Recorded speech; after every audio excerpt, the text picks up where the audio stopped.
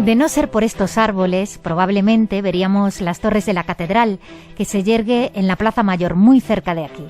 Pero se agradece su sombra en esta mañana todavía calurosa de finales de verano. He venido a León a charlar con Antonio Gamoneda, el poeta, alrededor de la mesa que preside su patio, a la izquierda, en un recodo junto a la puerta, según se sube la escalerilla de piedra. Como llego unos minutos antes de lo acordado, sale a recibirme su mujer, Ángeles, a la que él después llamará, fuera de micro y con complicidad, su novia octogenaria. Antonio tiene ahora 90, se mueve ayudado de un bastón, pero habla con voz rotunda y clara a pesar de la mascarilla. Gasta bromas, se lía un pitillo, fuma, no tiene ninguna publicación a la vista y ni siquiera sé si está preparando un nuevo poemario. Pero me interesa saber en qué anda enfrascado ahora el hombre que escribió: a un giro dentro de mí mismo, aunque sé que voy a caer en el frío de mi propio corazón. Así es la vejez, claridad sin descanso.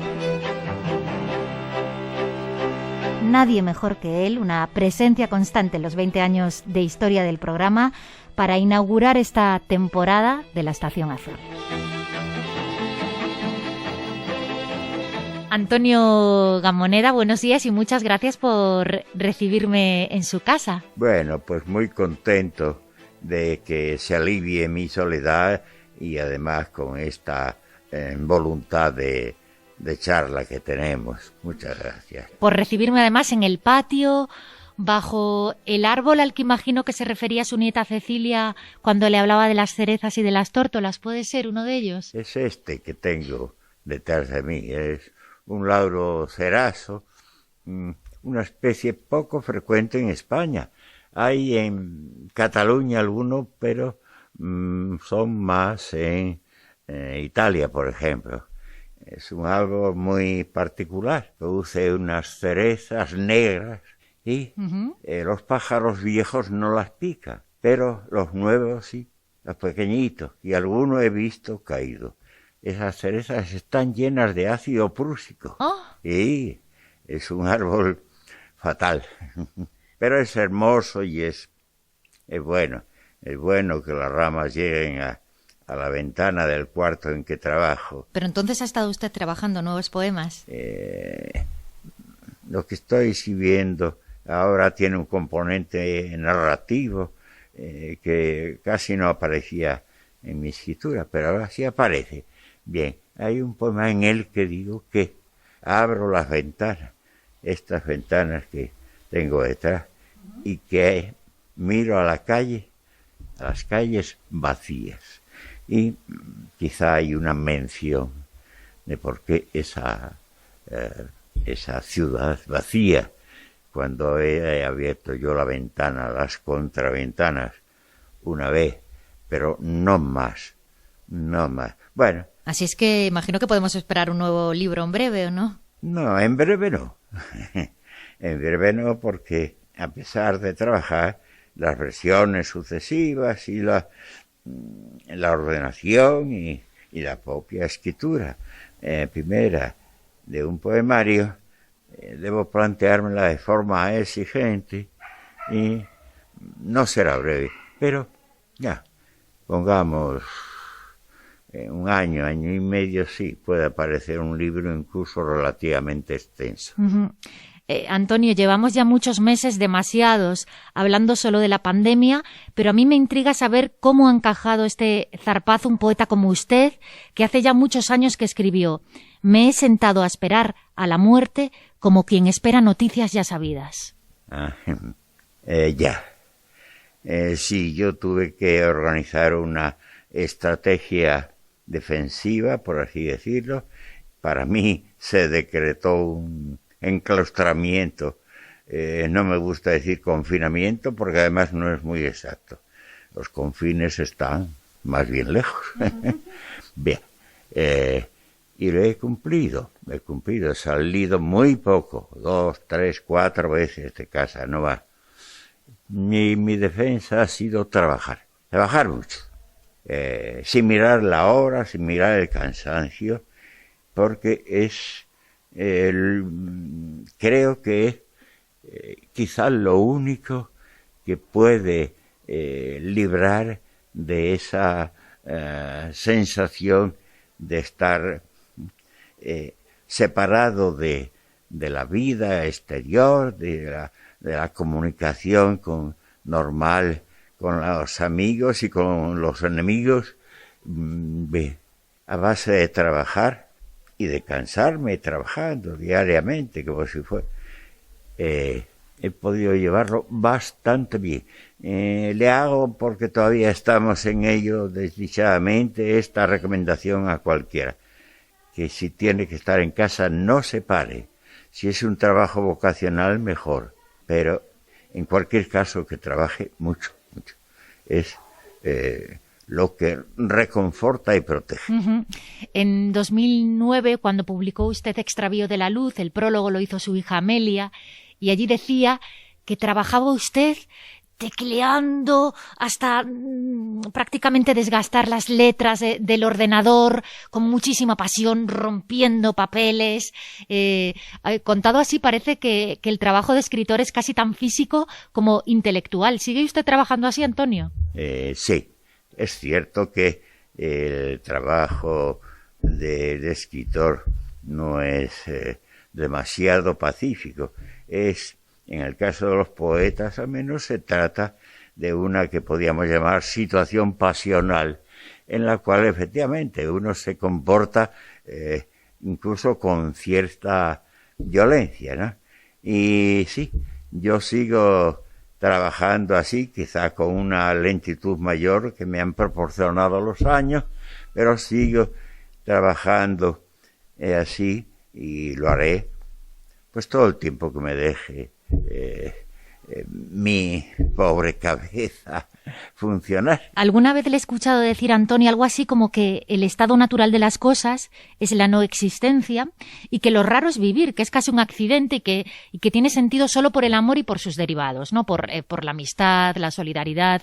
Desde esa perspectiva, lo que ha ocurrido en el último año y medio pudiera parecer que no es tan dramático, ¿no? Solo la naturaleza haciendo de las suyas a través de un virus, pero es que luego hay que ver el apego que tenemos los seres humanos a nuestra pequeña vida y a nuestro pequeño cuerpo. Y aquí me estaba acordando de nuevo de esos versos de Extravío de la luz que decían: amo este cuerpo incomprensible y su miseria clínica. Sí, efectivamente.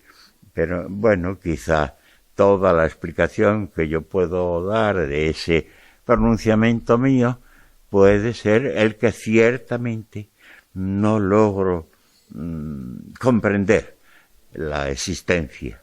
La existencia de todos me parece un hecho improbable. Y no sé qué tipo de cosmicidad tiene que darse para que se pase de la nada al ser. Y, claro, mucho menos todavía entiendo la mía propia, en la cual mi perspectiva es únicamente interna a mí, y el que yo esté en mí me ha sorprendido mucho, siempre. Uh-huh. Ahora es cierto, el amor, la amistad, la búsqueda de una vida mejor dispuesta para ser vivida, yo creo que tiene sentido, aunque deje inexplicado el hecho que con palabra vieja podríamos llamar metafísico de existir. Uh-huh. Usted ha dicho muchas veces que es precisamente esta conciencia de la muerte lo que le anima a escribir, y también el gran tema de su poesía, ¿no? El que atraviesa toda su obra. Imagino que la muerte tan precoz de su padre y su ausencia durante su niñez y también durante sus años de formación ayudan a explicar esta fijación suya. Sí, ciertamente. Yo nací confrontado ya con la muerte, dado que yo no tenía un año y no llegué a conocer a mi padre. Sí, le conocí partiendo de una referencia constante de mi madre al padre que había perdido. Que quizá esto me inoculó una presencia en mí, en mi perspectiva, en mi pensamiento, en lo que yo pudiera ser incluso muy niño de la muerte. Pero además hay que recordar que yo viví la guerra civil y la posguerra, en la cual la muerte era también el hecho mayor y dirimente en la vida.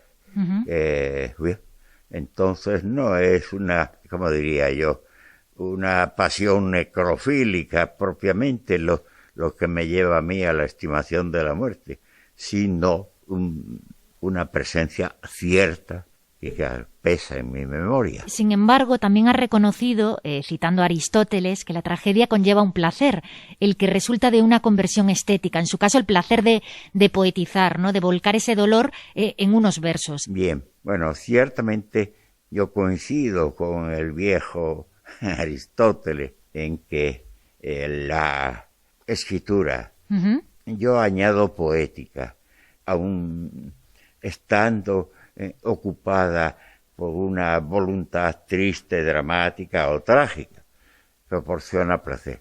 La poesía reconvierte la tristeza en otro asunto, lo reconvierte, queramos o no, en un hecho estético, y esta, digamos, transformación cambia la naturaleza del sentimiento, por lo menos dentro del hecho poético.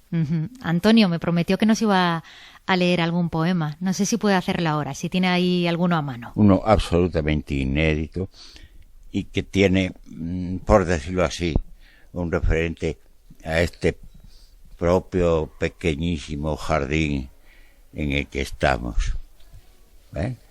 Quizá eso le da alguna oportunidad. Ha cesado la melodía ronca de las tórtolas.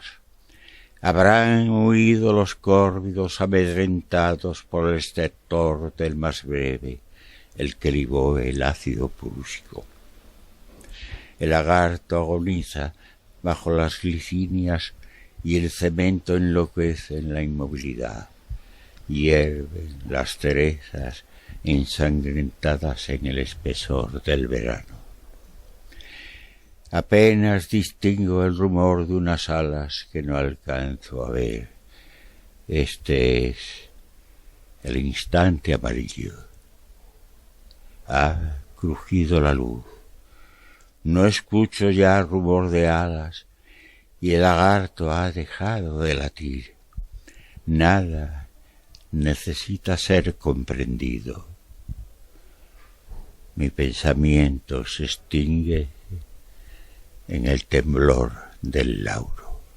Muchas gracias, Antonio. Estaba pensando mientras le escuchaba leer que la belleza suele levantar sospechas porque se la entiende ajena a la realidad, no comprometida o incluso como un síntoma de frivolidad. Y yo entiendo que usted rechaza todas estas ideas, que cree en una belleza que no renuncia a su compromiso ético. ¿Cómo diría yo? Una poesía exclusivamente ornamental, es decir, una poesía exclusivamente bella, me parece... si no hay una identificación cierta con la vida, no me interesa esa poesía, ¿no? No le interesa, pero tampoco entiende que la belleza excluya la verdad. Por descontado, de ninguna manera, no puede excluirla. La verdad se manifiesta bella, pero es una exigencia, digamos, para que realmente el poema exista, pero no tiene por qué dejar de ser verdad y no tiene tampoco por qué dejar de ser bella. Ese es el esfuerzo que se debe plantear el poeta ahora mismo, creo yo. Ahora mismo y siempre. Por tanto, sí, es una tarea dura, pero tiene que ser reuniendo esos dos datos de la realidad, bella y verdadera. Antonio, toda su obra bebe mucho de su infancia, pero no creo que podamos decir que es autobiográfica, o al menos tal y como entendemos muchas veces ese término, ¿no? Como una transcripción literal de la vida.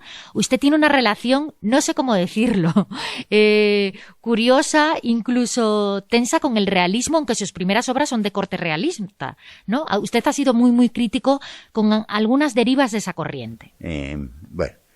Sí, cómo no. Yo pienso que el realismo es una forma una actitud estética menor. Pero quiero que, cuidado, porque estamos pisando un terreno un tanto difícil. Sí. Voy a atajarlo por si acaso diciendo que yo prefiero la realidad, no el realismo. El realismo es imitación de la realidad, voluntad de acercarse descriptivamente o como sea a la realidad, pero eso no garantiza la realidad. ¿Qué es realidad? Es precisamente cuando la palabra nace del hecho sin separarse de él, ni en términos estéticos ni antiestéticos, con la palabra necesaria. Entonces, cuidado, yo ciertamente entiendo que el realismo tal y como se practica es una actitud menor y un tanto hueca y un tanto regresiva respecto de la realidad. Pero, sin embargo, la realidad cobra un valor en el cual no se trata de imitación, sino, en el caso del poeta, de la palabra necesaria, vinculada al hecho real, pero que no tiene por qué ser descriptivamente realista. Bien, esa es mi actitud. ¿En qué más estábamos? Claro, frente a ese realismo algo literal, mini realismo, como le ha llamado usted alguna vez con un poquito de mala leche, Antonio, Sí. Usted siempre ha reivindicado la musicalidad de las palabras, ¿no? Su poder de evocación con independencia de su significado, ¿no? Entiendo que es usted un melómano. ¿Qué música escucha Antonio Gamoneda al margen de estas campanas tan maravillosas de la música de la Catedral de León que tenemos aquí al lado y que acaba de comparecer en la entrevista? Bueno, pues fundamentalmente escucho desde la música medieval, desde la polifonía hasta los momentos actuales de la música más sorprendente, pero que, por decirlo así, se incorpora a la gran tradición. Escucho todo lo que puedo y también, por descontado, soy un apasionado del jazz en todas sus prolongaciones y modalidades, y mucho menos apasionado de otras formas distintas y sucesivas que están por ahí, de la música cancioneril joven. Bueno, la doy por buena, pero no tengo gran interés y eso es lo que escucho. ¿Le gusta más el jazz que el reggaetón, para resumir? Por descontado, claro. Sí.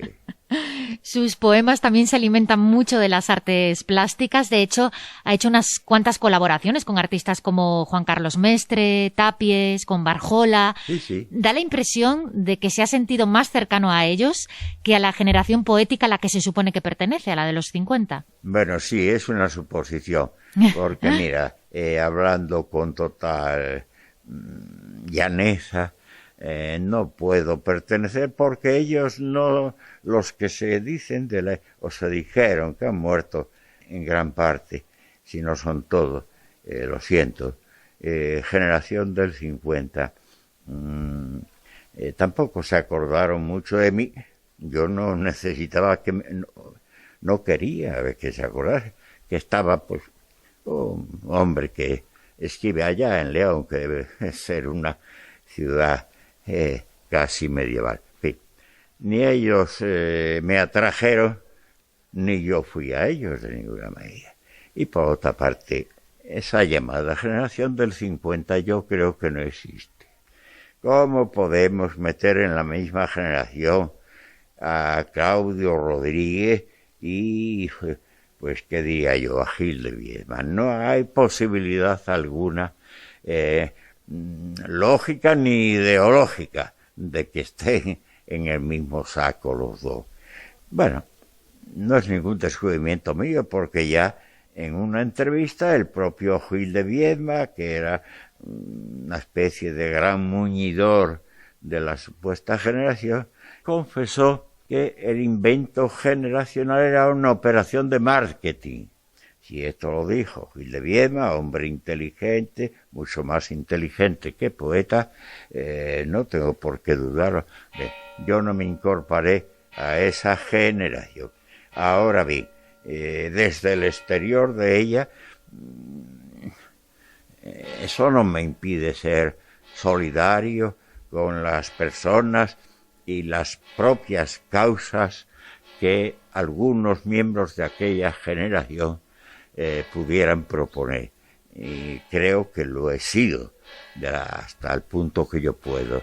¿Estábamos por ese terreno o había una pregunta añadida? No, está muy bien, por ese terreno, muy bien, me ha contestado. Estaba pensando, Antonio, que la apuesta por ese lenguaje musical y también de raíz plástica, no necesariamente racional o que transcriba literalmente la realidad, como decíamos antes, es un gesto algo subversivo, ¿no? Y que puede entenderse también como una forma, no sé cómo decirlo, de posicionarse políticamente, porque no se está acogiendo usted al lenguaje común, que es el que rige las relaciones sociales, la burocracia, en fin, todo ese lenguaje que ha sido moldeado y hasta cierto punto impuesto por los poderes. Sí, bueno, esto lo dice muy bien José Luis Pardo cuando nos habla de un lenguaje poético, por ejemplo, que se propone opuesto al lenguaje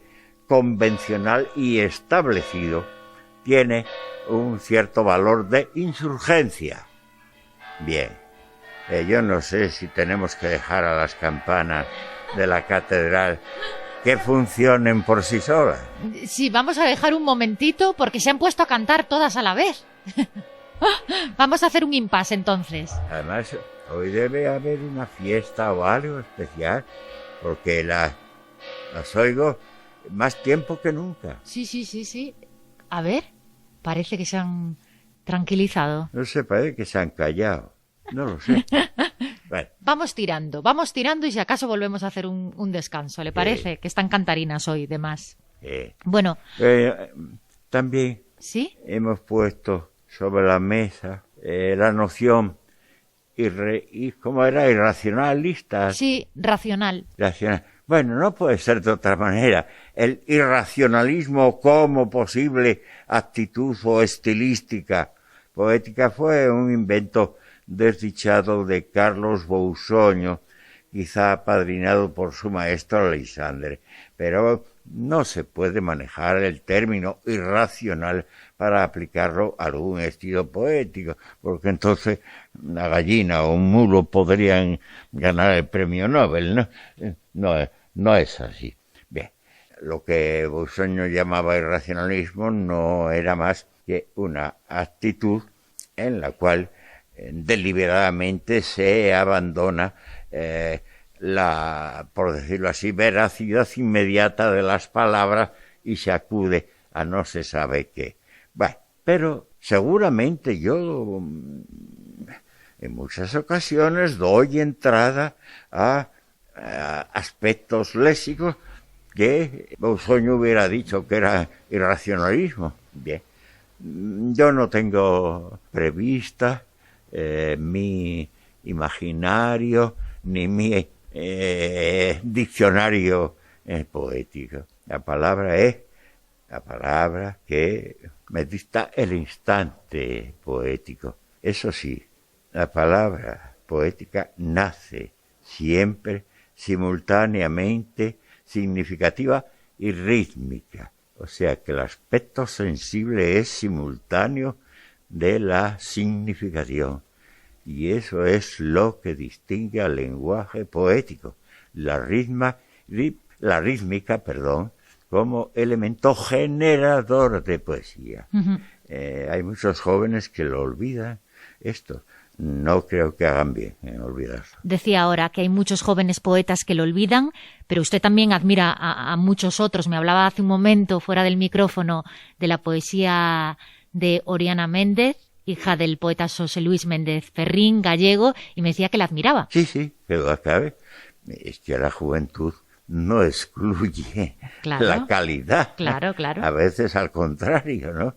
A veces la implica. Ujú. ¿Qué poetas jóvenes le gustan? Antonio Gamoneda. Claro, es que claro, para mí, que tengo muchos años, la noción de juventud no está muy clara.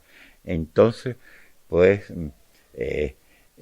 por ejemplo, y por ya que hemos citado a Oriana Méndez, creo que muy oportunamente, pues quiero acordarme de otras dos chicas gallegas, poetas excelentes, magníficas, Pilar Pallares y Olga Novo. Bien. Estupendas Bueno, poetas. estas dos últimas, por cierto, han ganado el Premio Nacional de Literatura con poesía en galego, cosa muy infrecuente. Ujú. Bien, pero sí, es verdad que yo no solamente admiro a poetas jóvenes, los necesito. Necesito porque ellos son el presente y el porvenir de la poesía. No lo soy yo ni los pocos viejísimos que quedamos más o menos activos en la poesía. Entonces me interesa mucho. Lo cual me lleva a hacer pequeñas prospecciones, no tan numerosas como debían ser, quizá, pero bueno, no tengo posibilidad de atender a todo, ¿no? Lógicamente estoy disminuido en mi capacidad de trabajo. Pienso que hay indicios de que la juventud está más que buscando, pero eso es muy necesario, unas sendas poéticas, y estoy conforme con que así sea. Bueno, poetas jóvenes, claro, sí, que sí. Es que en este momento, a la hora de hablar de un poeta que me parezca muy fuerte y saliendo del galego, ya no es tan joven, pero es una noción relativa. Claro, para mí claro. sí lo es. Estoy pensando en que quizás sea el poeta más potente e interesante hoy en España, de Juan Carlos Mestre. Y ¿por qué le traigo? Por su evidencia, está ahí. Ahora, joven, pues sí, también, joven todavía. Hablemos de su compromiso político. Sí. Antonio, usted nunca militó en ningún partido, pero sí fue disidente y algunas obras suyas estuvieron censuradas por su componente crítico, ¿no? Como por ejemplo Blues castellano. En ese libro usted se mostraba consciente de vivir en un mundo injusto y explotado. Hablamos de 1968, que es cuando lo escribió, aunque luego tardara en publicarse más de una década. Ahora estamos en 2021. ¿Qué percepción tiene usted del mundo? Bueno, para poner las cosas en su sitio, yo sí estuve en la política con pertenencia al Partido Comunista. Ah, sí. Vale, Sí, vale, vale. en, digamos, He dicho mi mal. primera juventud, hecho que se prolongó después. Pero es cierto que yo me puedo sentir comunista natural, pero no tengo voluntad de partido, es decir, nunca fui hombre de partido. Hacía lo que pedía, lo que había que hacer en los momentos de la resistencia ante la dictadura, sí, pero yo no me sentía un hombre de partido, es decir, no me sentía un político. Sí, en mi voluntad, en mis convicciones, estaba una noción profundamente vivida de que podría ser comunista, y en ello sigo, pero eso no es ser un político, exactamente. Bien, y entonces, de esa actitud, yo pienso con Jean-Paul Sartre, que la poesía, su carácter subjetivo, no hace de ella arma política, es decir, no es directamente útil para las actividades revolucionarias, podría decirlo de alguna manera. Bien, pienso eso, pero no le doy toda la razón a Jean-Paul Sartre, porque pienso también que indirectamente la poesía intensifica la conciencia, incluso le proporciona datos que pueden ser de alguna manera llevados a equivalentes pragmáticos en una vida revolucionaria de actividad política. Bien, las cosas son así, pero ciertamente el entendimiento que hacían los poetas sociales y otros posteriores de la poesía como arma de futuro, que decía el buen hombre Celaya, exactamente, y no es cierto, no es cierto. Ve, hay esa segunda, insisto, esa segunda posibilidad de ser una carga indirecta positiva políticamente porque intensifica la conciencia. Que se me perdone la insistencia, pero es que esto es importante. Bien, desde esa actitud, Blas Castellano, que ciertamente fue retenido por la censura franquista, es el más cercano, por decirlo de alguna manera, a lo que entonces se entendía por poesía social. Digo cercano, no tenía la articulación de realidades poéticas que planteaban los poetas francamente sociales. No lo tenía, pero bueno, era cercano. Y sí, bueno, estas cercanías fueron percibidas por la censura y trajo alguna congelación del libro durante bastantes años. Y bueno, así fueron las cosas. ¿Qué más me preguntaba? Claro, yo le decía que en ese libro hablaba de un mundo injusto, ¿no? Pienso ahora en esos poemas, usted con 14 años levantándose, atravesando la ciudad todavía de noche, siendo consciente de que iba a trabajar a una oficina bajo una luz mortecina. Bueno, esa percepción de ese mundo injusto, yo no sé si persiste ahora ante la realidad de 2021, ¿no? Si siente que esa realidad se ha depauperado todavía más, no lo sé. El grado de injusticia es el mismo o mayor incluso. Se han transformado las apariencias externas. Es decir, si a un chiquillo de 14 años se le explotaba desde las altas esferas bancarias para que se levantase a las 4:30 de la mañana y estuviera a las 5 acarreando carbón y picando leña, es ciertamente un hecho feroz.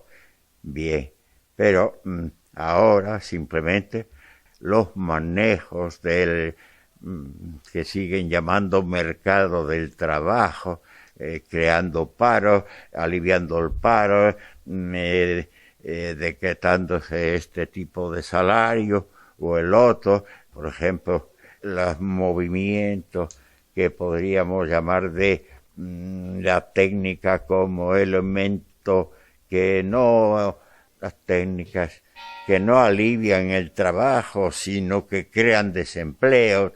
Todas estas cosas suponen una injusticia del mismo grado, una injusticia que no lo alivia las puras fórmulas democráticas, que son puras fórmulas y nada más. Es decir, las estructuras de la explotación en el trabajo, por ejemplo, siguen intactas, las mismas que se reforzaron con la guerra civil ganada por los llamados nacionales. Ahí están, intactas, y por tanto entiendo perfectamente una actitud revolucionaria. Tampoco la revolución sería una revolución clásica, pero sí existen las posibilidades de una revolución, diríamos en principio pacífica, pero transformadora de esa realidad injusta que sigue siendo la misma que hace 60 años. Usted, como decíamos, abandonó el colegio a los 14 años para ponerse a trabajar, para ayudar a su madre a salir adelante. Entiendo que esas penurias, que esas condiciones, esos condicionantes materiales influyeron en su manera de entender la poesía y de ver el mundo. Que duda cabe, claro. De ahí también entiendo el segundo tomo de sus memorias, La pobreza, ¿no? Sí, sí. Cualquier pobre y necesitado de elementos subsistenciales, o sea, una pobreza dura, es un microeconomista.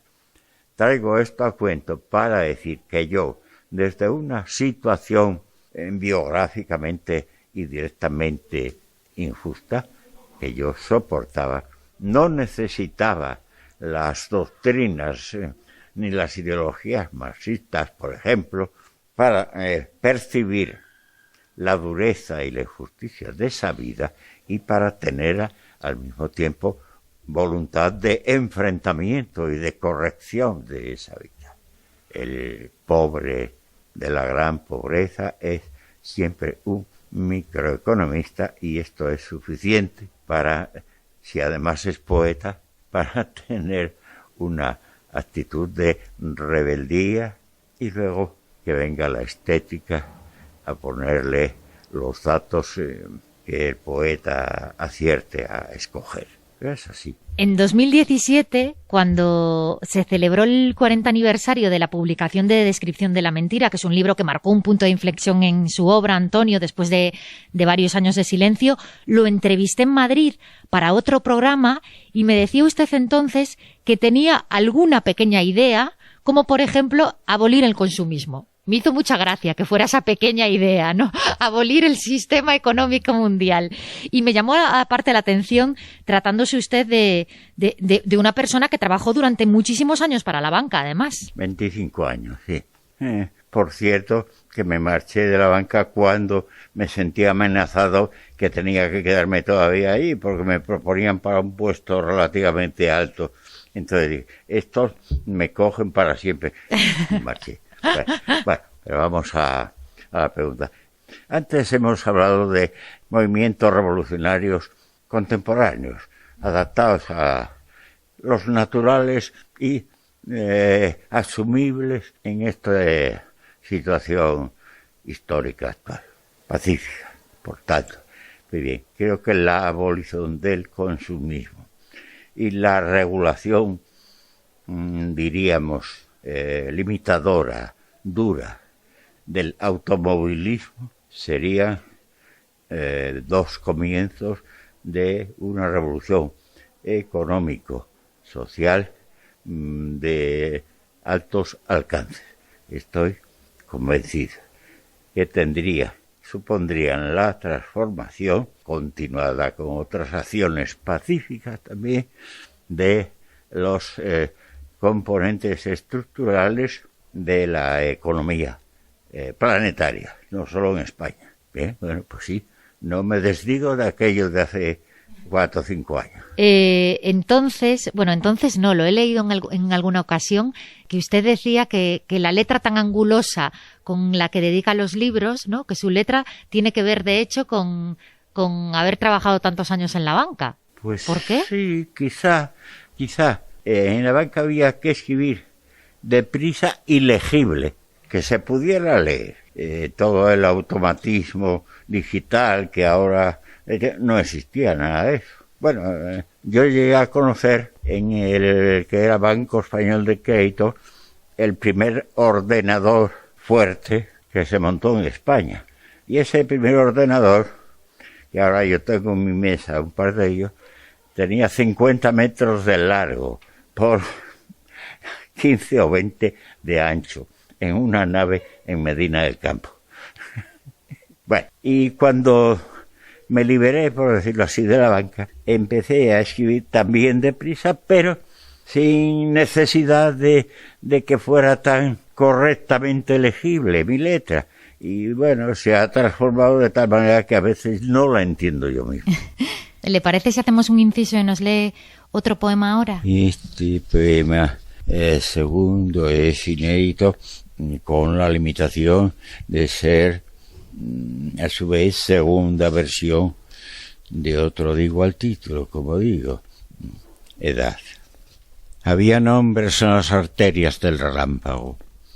Esperábamos una germinación desesperada, pero permanecíamos en la imposibilidad. Escuchábamos rumor de llanto o el crujido de puertas policiales, y esto era todo. De mí sé decir que me esperaba también a mí mismo. A veces me perdía en la espesura vaginal o escribía cartas interrogantes sin estar interesado en las respuestas. No siendo esto, no sé qué hacía. Puedo añadir quizá que por aquella época vi una sola vez, los ojos de mi madre. Ahora todo es distinto. Escucho distraído mi estertor y no tengo memoria ni olvido, solo lucidez vacía. Han desaparecido los significados y nada estorba a la indiferencia. De esta manera, desconociéndome, sin deliberación ni esperanza, sin saber y sin querer saber, paso los días, los últimos, supongo. Suelo sentarme, abrir un periódico y extrañarme o lamentar un suceso. Un niño afgano, 11 años, se ha suicidado en Viena, por ejemplo. Hay ocasiones en las que el tiempo advertido en mí como un movimiento sin tránsito, me abandona. Cuando esto sucede, miro las paredes y aguardo sin impaciencia a que el tiempo vuelva, si vuelve. Es también normal que me sienta cansado. En estos casos, con o sin periódico, y como acostumbro sin deliberación ni esperanza, busco una silla o una butaca cercana y me siento a esperar a la muerte como quien espera noticias ya sabidas. Antonio hacía también en este poema alusión a su madre, lo hacía ya en sus primeros poemarios. Pienso ahora, se me viene a la cabeza, por ejemplo, algún poema de blues castellano, ¿no? Esa imagen de su madre cogiéndole la cabeza, acariciándolo. No sé si conforme pasa la edad, la presencia de la madre todavía se va haciendo más. No, sí. Mi madre, prácticamente inmovilizada, tanto física como mentalmente, se sentaba en el pequeño sofá que hay en el interior y con los ojos prácticamente inmóviles también, y con una mirada blanca que yo casi desconocía, pues también esperaba a su manera la muerte. Y me lo decía también a su manera. Así fue. Sigue presente como una clave que sirve para cerrar, claro, de lo que es el tránsito existencial para mí, que también suelo decir, por si interesase anotarlo, que la vida es un tránsito incomprensible, porque es de una inexistencia a otra inexistencia, una especie de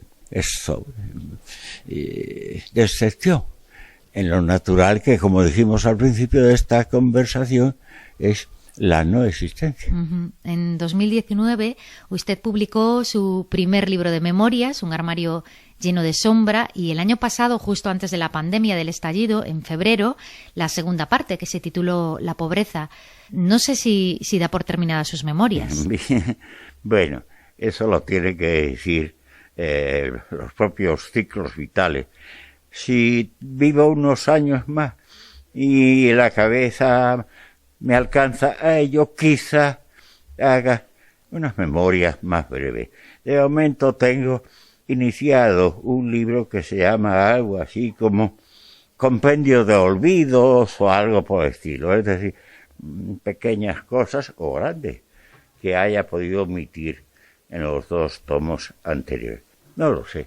Un tercer libro de memorias en el sentido exacto de la palabra, no lo sé. ¿Y qué lugar ocupan las memorias en su obra? Porque da la impresión de que les ha dado mucha importancia. No sé si se codean en pie de igualdad con su poesía. De igualdad, diríamos estética, yo creo que no. Yo creo que no soy un narrador. Lo hago lo mejor que sé, pero en términos prácticamente documentales. No tengo otra ambición. Y ahí están los límites de mi escritura autobiográfica. Antonio, como ha ganado usted todos los premios de poesía, el Cervantes, el Nacional, el Reina Sofía, y además ha sido tan reseñado y estudiado, yo tengo la sensación de que los periodistas tendemos a volver una y otra vez sobre los mismos aspectos de su vida y de su obra. Yo no sé si quiere aprovechar esta ocasión para hacer usted alguna corrección, alguna adenda. No sé si hay algún aspecto que le gustaría que se iluminase desde otro punto de vista. Podemos hablar de lo que quiera, del gazpacho incluso, de lo que le dé la gana, vamos. Ya, sí. Bueno, ciertamente hay cosas, pero pienso que sean cosas secundarias. No, la palabra no me gusta. Yo tengo una tremenda nostalgia de la naturaleza. Es decir, yo quisiera vivir en un pueblo con el secano por delante y los montes un poco más lejos. Bueno, no lo he conseguido, pero sí es una fijación mía, ¿no? Me consuelo con el laurogerazo, el castaño, y con esto, que son lilas y claspatellos, y bueno, han prosperado. Uh-huh. Pero es poco.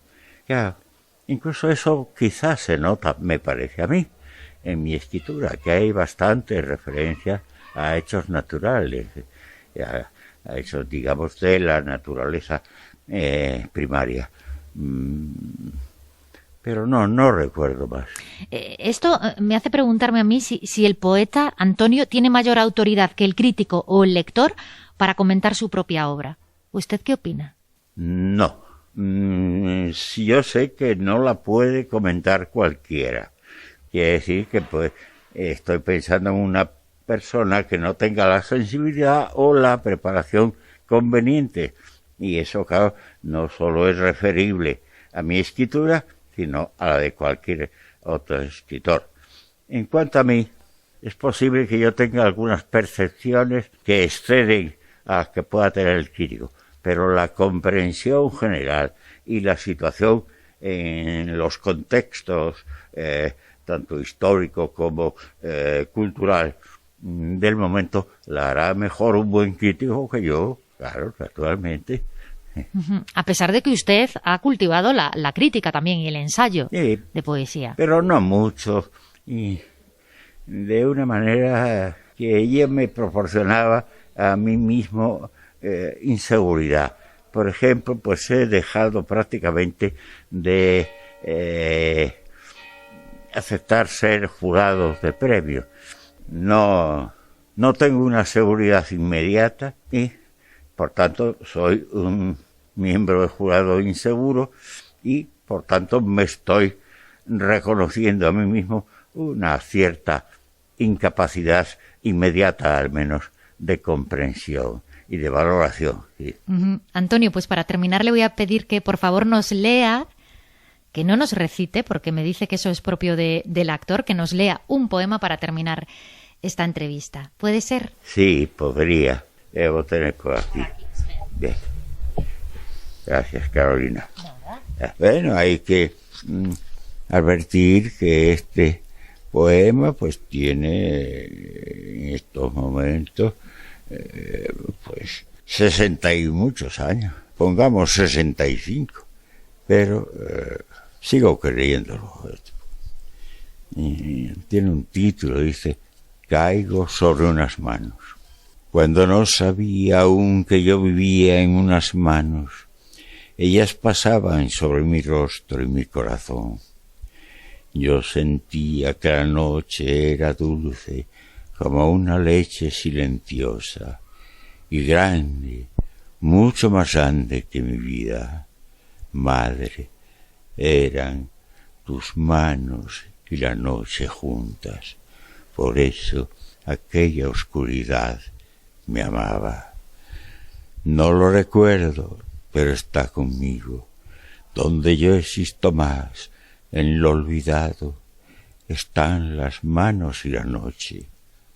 A veces, cuando mi cabeza cuelga sobre la tierra y ya no puedo más y está vacío el mundo, alguna vez sube el olvido aún al corazón y me arrodillo a respirar sobre tus manos.